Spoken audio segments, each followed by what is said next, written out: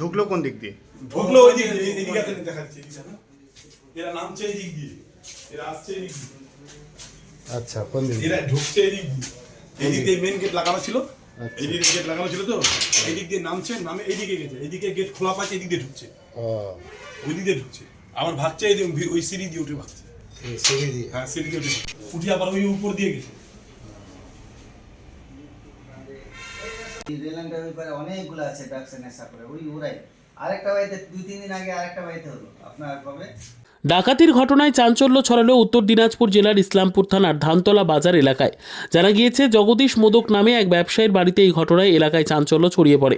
বাড়ির মালিক জানিয়েছেন, বুধবার রাত 2টো নাগাদ বাড়িতে দুষ্কৃতীরা হানা দেয়। এরপর বাড়ির সদস্যদের আগ্নেয়াস্ত্র, ধারালো অস্ত্র দেখিয়ে ঘরে থাকা টিভি, মোবাইল ফোন, সোনার গহনা নিয়ে চম্পট দেয় তারা।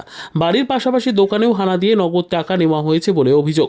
ঘটনার খবর পেয়ে ঘটনাস্থলে পৌঁছয় ইসলামপুর থানার পুলিশ এবং জনপ্রতিনিধি। ঘটনার তদন্ত শুরু করেছে পুলিশ। এই ঘটনার জেরে এলাকায় লোকেরা আতঙ্কের মধ্যে রয়েছেন। ঘটনাটা ওরা আসে দুইজনে, ঢুকিয়ে পড়ে বলছে যে এই ওঠো।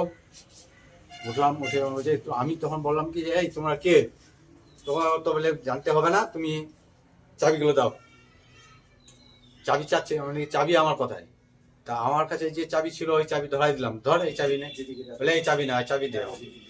এই বলতে বলতে বলতে বলছে কি তুই আমাকে কাজ কর, টাকা যখন নাই তুই আমার ইয়ে কর, মানে 200 টাকা আমাকে দে, আমাকে যাত্রা ইয়ে হবে। তখন ঠিক আছে, তবে 200 টাকা কি 500 টাকা নিয়ে নি। তো ওকে বের করে দিয়ে ব্যাগ ছেড়ে নিল। 700 টাকা, 700-800 টাকার মতো ব্যাগে ছিল, ওই ব্যাগ থেকে টাকাগুলো সব নিয়ে নিল।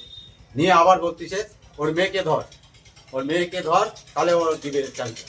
তখন মেয়েকে তো ইয়ে লাগাই, ওই চাকু দেখায় মেয়েকে, বলছে কি যে বল, নাহলে তোর মেয়েকে মেরে ফেলবো। তখন আমি একটু সিলিন্ডার হয়ে গেলাম যে দেখো আমার কাছে চাবি নাই, চাবি আমার কাছে থাকলে আর যা আছে তুমি যা কিছু নেওয়া নিয়ে নাও।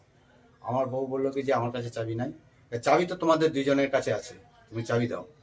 এই বলতে বলতে বলতে তখন আমার মিসেস বললো ঠিক আছে, তুমি চাবি যখন চাচ্ছ, তুমি তোমার সঙ্গে আমি আগে লড়াই করি, তারপর তোমার সঙ্গে আমি চাবি দেবো, তুই মরিস ইয়ে আমি মরি। ব্যাস এই কথা যখন বলতে লাগলো, তখন ধরবো, তখন এই দিক দিয়ে ওরা পারি। আমি ওই চাবিগুলোই ওকে আলমারি চাবি বলে দিতে চাচ্ছিলাম।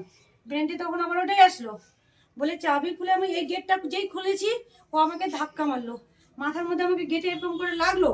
লাগার পরেও আমি কিছু মনে করিনি, চাবি টাবিনি, তাও আমি গেটটা খুলেছি। খুলে ওই গেটের কাছে যখন চিল্লাতে গেছি, তখন এদেরকে বাপ বেটিকে ছেড়ে দিয়েছে।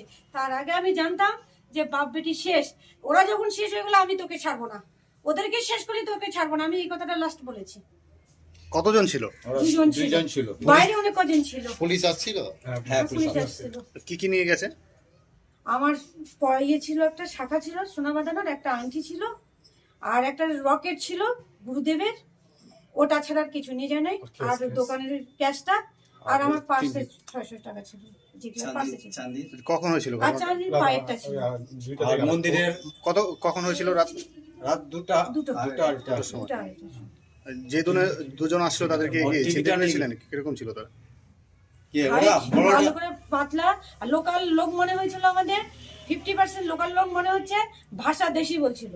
আমিও ওদের সাথে দেশি কথাই বলেছি, আমি আমার বাংলা কথা বলে তোদের সাথে বলি না, আমি দেশি বলছি। তুই আমাকে শেষ করবি তো, আমার স্বামীকে, আমার মেয়ে শেষ, তাহলে আমি শেষ, তাহলে আমাকেও তোকে শেষ করতে হবে।